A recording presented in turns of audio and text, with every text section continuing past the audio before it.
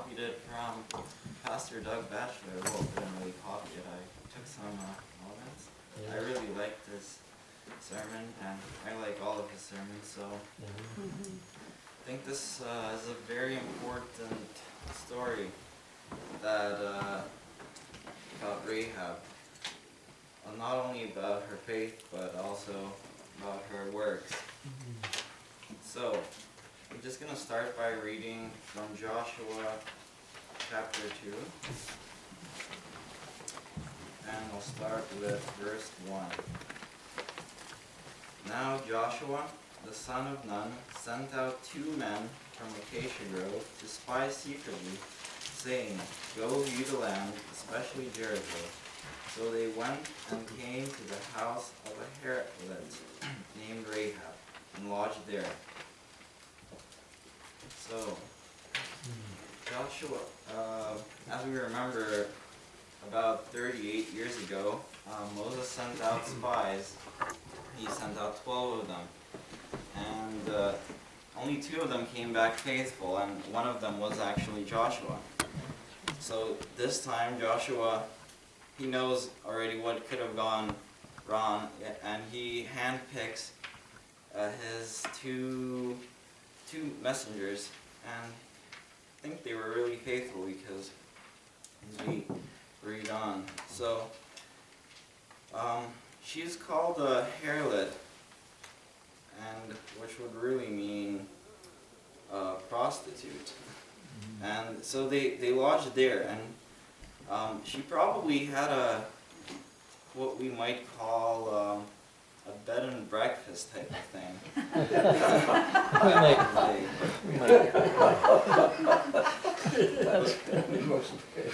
So that was probably one of her businesses, and she was also a harlot. So Jericho was really a pagan city back then, and her occupation was considered to be normal. Well, back in those days, and Jericho, it was actually considered to be one of the oldest cities, and it's also considered to be one of the first cities with a wall around it. And we know that Rahab lived on a wall, like probably inside the wall. So she probably had a good view of the surrounding areas. And actually from where Jericho was situated, near the Dead Sea, they could actually see across the Jordan River, and they could see the Israelites' camp. So really, all the people in the city, it was actually a very big city back then, compared to others, and it was a very big kind of trade spot. Lots of caravans coming and going through there, travelers, and the people knew in the city that what the Israelites had done, and like in Egypt, what happened in Egypt, and how they conquered the other lands across the Jordan. And they were all pretty afraid. Like they saw the Israelites, and there was lots of them too. Probably lots of thousands of Israelites. Actually, it's about 2 million. And so that's a lot, and they all knew that the Israelites were coming, and they knew that this land that they were living in, that it was their promised land from their God. So Rahab, we read about Rahab actually quite a lot. She's mentioned in the New Testament several times. In James chapter 2, she's mentioned, actually I'll just read that, James chapter 2,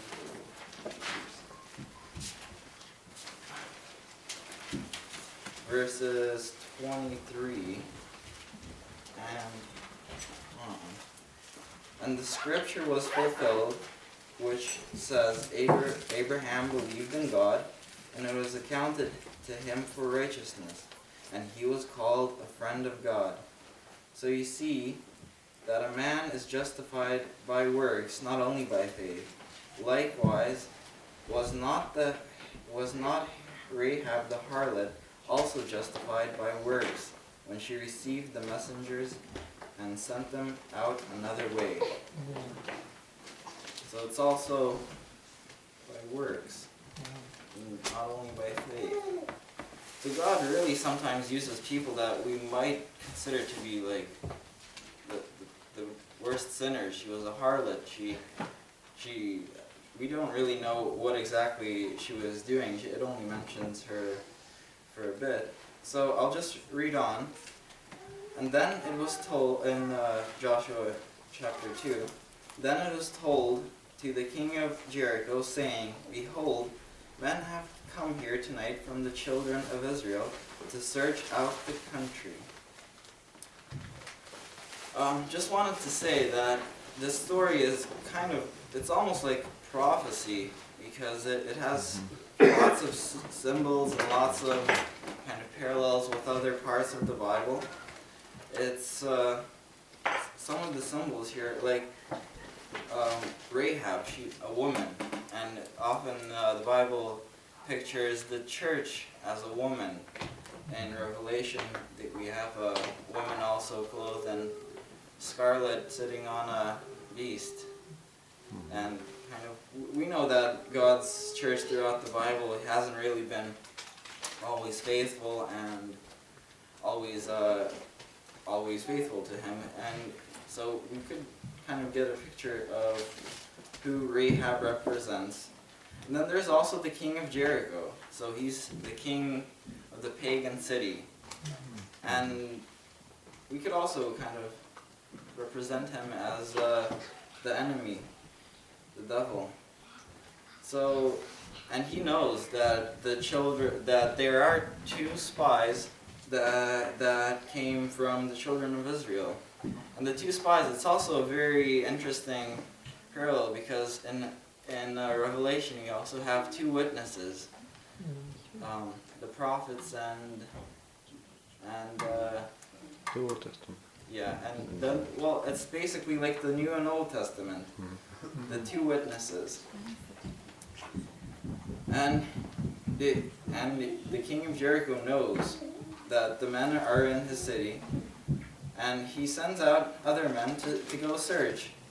And back in the day, they had a very sacred law about a person's house. A person's house was considered to be their own little sanctuary.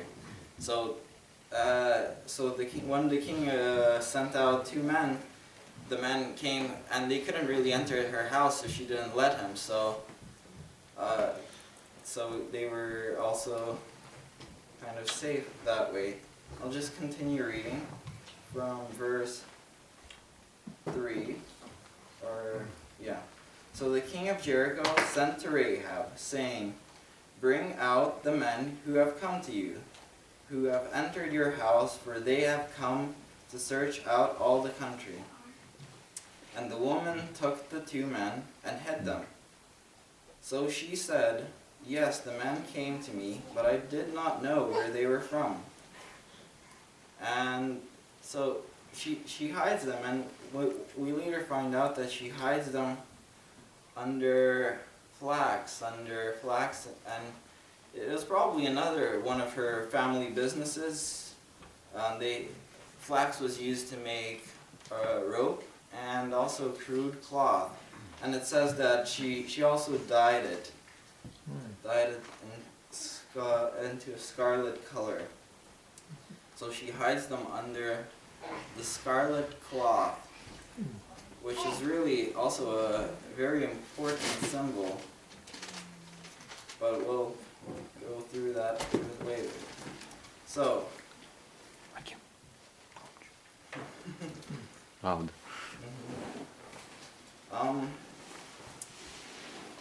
So I'll continue reading.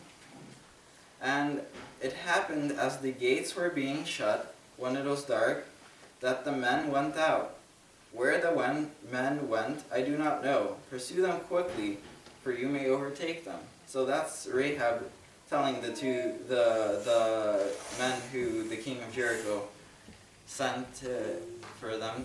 She kind of lies to them, really. But it's kind of almost justified. Well, she was a harlot, so she's already not the most sacred person.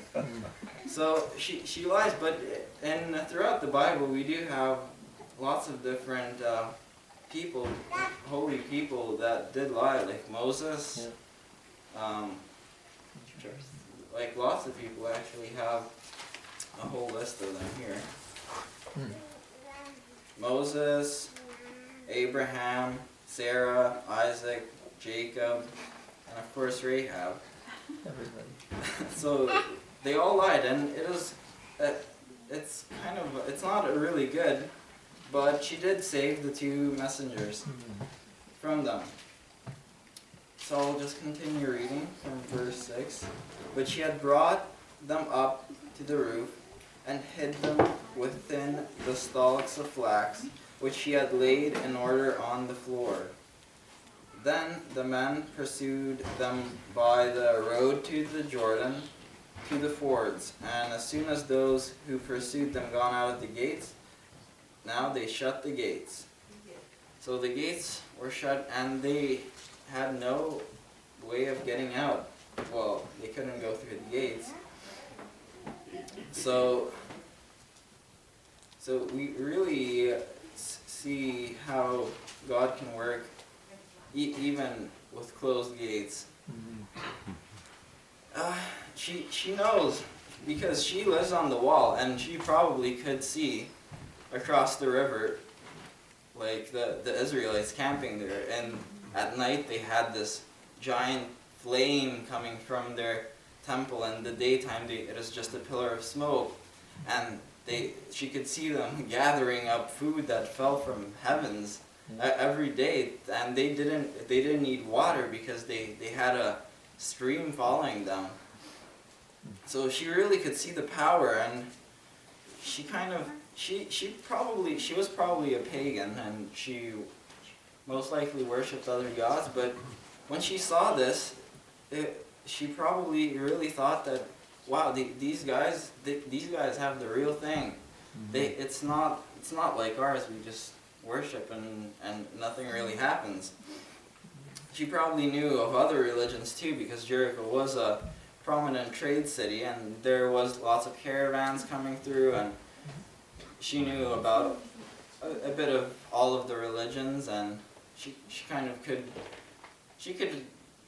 tell like what religions represent what, and what their customs were, and when she heard, and they all knew what the Israelites had done in Egypt and how they conquered the other lands, she kind of thought, wow, they really do have the right thing, and so she probably was praying, and then God just sends her these two messengers from Israel, from the children of Israel. And really, when we read on, this is really where her faith is demonstrated. And now, before they lay down, she came up to them on the roof and said to the men, I know that the Lord has given you the land, that the terror of you has fallen on us, and that all the inhabitants of the land are faint-hearted because of you. So they all knew what had happened in Egypt, and they knew that they were going to take this land that this God of theirs promised them, and they were all afraid. And she goes on to say, for we have heard how the Lord dried up the waters of the Red Sea for you when you came out of Egypt, and what you did to the two kings of the Amorites, who were on the other side of Jordan, Cheyenne and Og, whom you utterly destroyed. And as soon as we heard these things, our hearts melted. Neither has there remained any more courage in anyone because of you. For the Lord your God is God in heavens above and on the earth beneath. So she admits it. She knows that they have the real thing. She probably wants to know, and it's kind of when we read on, she is really thinking about the future. She wants, because she knows that this city is doomed. She sees the Israelites, and she knows that they're coming.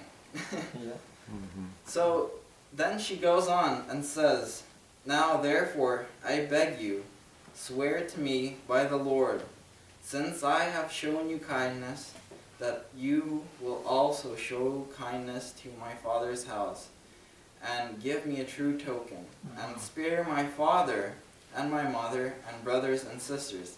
So she's not only thinking about her own salvation, she's really thinking about others, her family, her friends, and she's not selfish. She wants, because she knows that she loves other people, and she wants others to be saved. So the men answered her, "Our lives for yours. If none of you tell this business of ours, then it shall be that when the Lord has given us this land, we will deal kindly and truly with you." So these two messengers are also faithful ones. They know that the Lord has given them the land, and it's really good that they say, "Our lives for yours." It's like, also they're going to protect her with their lives when they come into the city. It's like when Moses prayed for the children of Israel. He said, "Take my life, but spare theirs." Or like when David was praying for his son Absalom, "My life for his life." So they make a covenant with her, and they make a covenant with her, and she says, and they go on to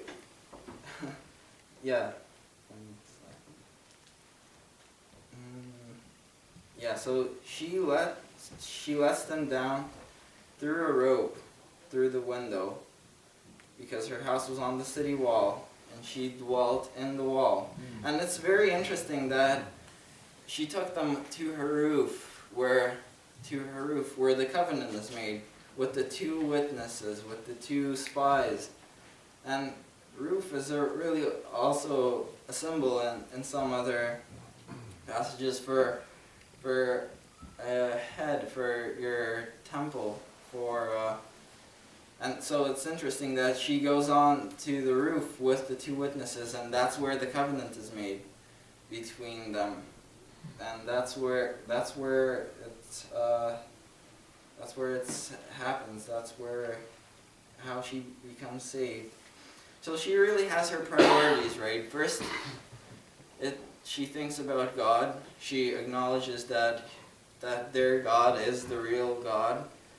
Then she asks for her family and friends, and so it's like when Jesus said, "Well, you have to love the Lord, then love your neighbor, then think about yourself." Amen. So this is really a good example of her faith, and she has it all right.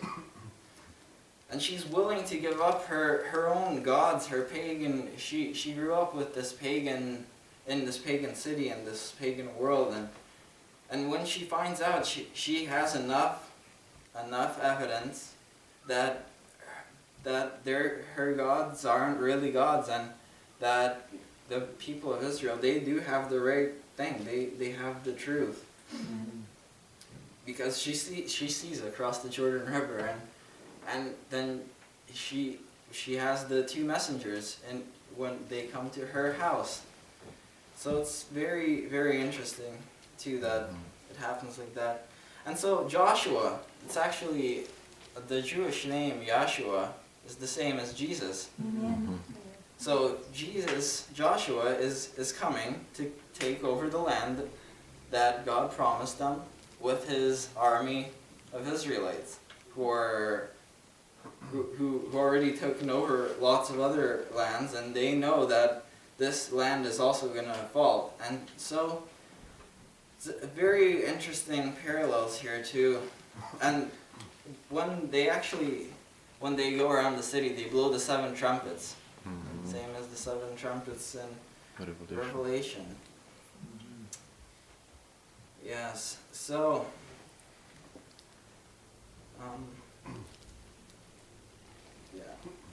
so as we read on in verse 14 or 15, and she let them down by a rope through the window, for her house was on the city wall. She dwelt on the wall. And she said to them, "Get to the mountains, lest the pursuers meet you. Hide there 3 days until the pursuers have returned. Afterward you may go your way." So the men said to her, "We will be blameless of this oath of yours, which you have made us to swear, unless when we come into the land you bind this line of scarlet cord in the window through which you let us down. And unless you bring your father, your mother, your brothers, and all your father's household into your house, it shall be that whoever goes outside the doors of your house into the street, his blood shall be on his own head, and we will be guiltless.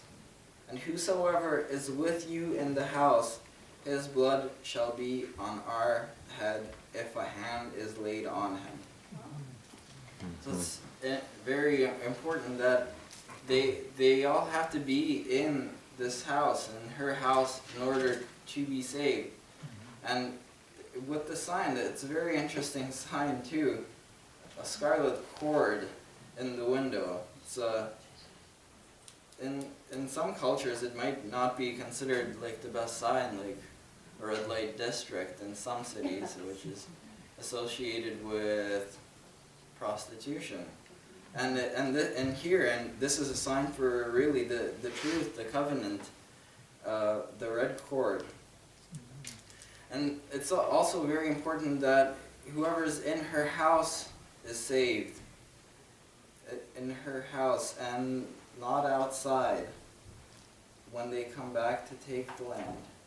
It's the same as when the Passover in Egypt came. They all had scarlet blood on the doorframe, and whoever was inside was spared their firstborn. And same with the scarlet, and it says in, I don't remember where, that we are all covered with the threads of Jesus's scarlet cloth, because when they flogged him, it would make little red lines. So it's all saying that we're saved by the blood, saved by his sacrifice. So it's important that everybody is in the house. And when she did let him down, when she tied the rope. And what does the house represent? The house, well, it probably represents the body of the church. And it's like you can't be. It's all in the same place. It's a very important thing, because Doug Batchelor, he actually goes on to say, like, it's very important to go to church, because really the church is where the gospel is preached, where the word is proclaimed. So it's like if Peter or somebody decided not to take a day off and not come to the upper room when at the Pentecost, he wouldn't receive the Spirit, because they were all in the same room and it was only in that room where the Spirit was poured out. So we'll go on to read And if you tell this business of ours, then we will be free from your oath which you have made us swear. Then she said, according to your words, so it be. And she sent them away, and they departed. And she bound the scarlet rope in the window. So first she goes and ties the scarlet rope first, and then she goes out to tell all the other people about it. And it's very interesting. She probably, hopefully, she did get lots of people in. And it would be really considered treason to be going around and saying, well, the Israelites are going to be coming, and everybody's dead unless they're in my house. So it would be saying that you guys are already lost. So, and she could have gotten killed for that. And it's also really interesting that although they were all afraid, they were like in Jericho, they were all afraid, but they were still trusting in their big walls. Jericho was probably one of the first cities with walls, and so they were kind of trusting in their earthly possessions and in the walls that they had to protect them. So we shouldn't really trust in what we have here, because she was thinking ahead of time, and it's really a parallel with when Jesus tells the parable of the unjust steward. She was kind of like the unjust steward. She was disobeying her rulers in the city, and she makes a covenant with the Israelites, who are actually the enemies to them, in order to be saved. So she is really making sure she's getting her insurance with the Israelites. So